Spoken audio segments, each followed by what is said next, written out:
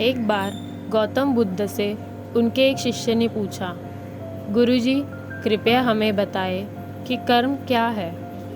गौतम बुद्ध ने अपने शिष्य से कहा कि कर्म को समझने के लिए मैं तुम्हें एक कहानी सुनाता हूँ। इस कहानी से तुम समझ जाओगे कि कर्म क्या है।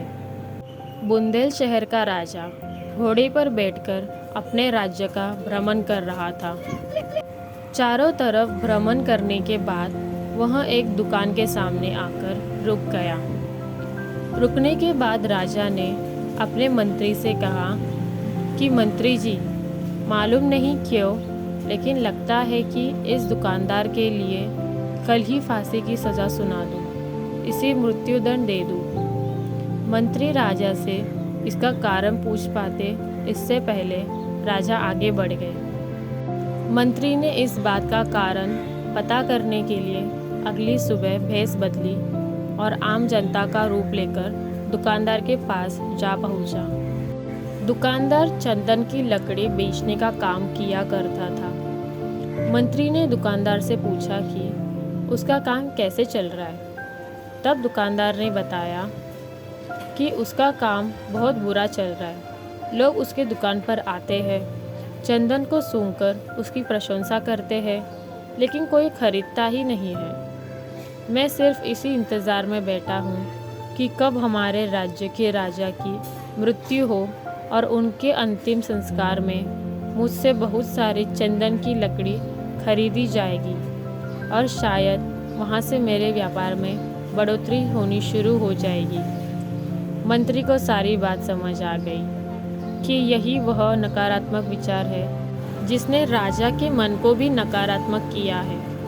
वह मंत्री बहुत बुद्धिमान था। उसने सोचा कि मैं आपसे थोड़ी चंदन की लकड़ियाँ खरीदता हूँ। यह सुनकर दुकानदार भी खुश हुआ और उसने सोचा कि चलो कुछ तो बिका। उसने चंदन की लकड़ी को कागज़ से लपेटा और अच्छी तरह पैकिंग करके वह लकड़ी मंत्री को दे दी।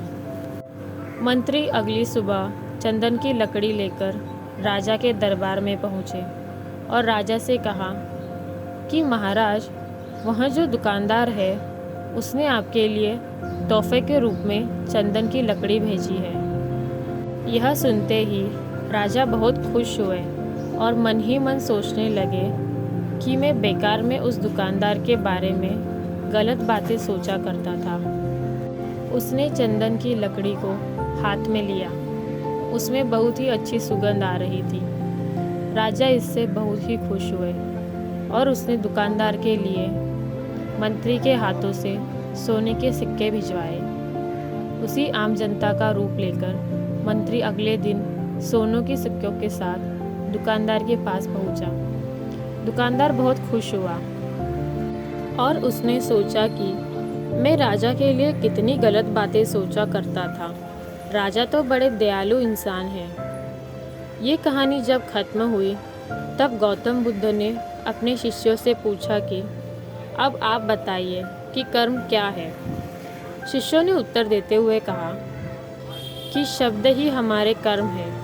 हम जो काम कर रहे हैं वही हमारे कर्म हैं। जो हमारी भावनाएं हैं वही हमारे कर्म हैं। गौतम बुद्ध ने सभी शिष्यों के जवाब सुनने के बाद कहा, आपके विचार ही आपके कर्म हैं। अगर आपने अपने विचारों पर नियंत्रण करना सीख लिया तब आप महान बन जाते हैं। जब आप अच्छा सोचते हैं तब आपके साथ अच्छा ही होता है।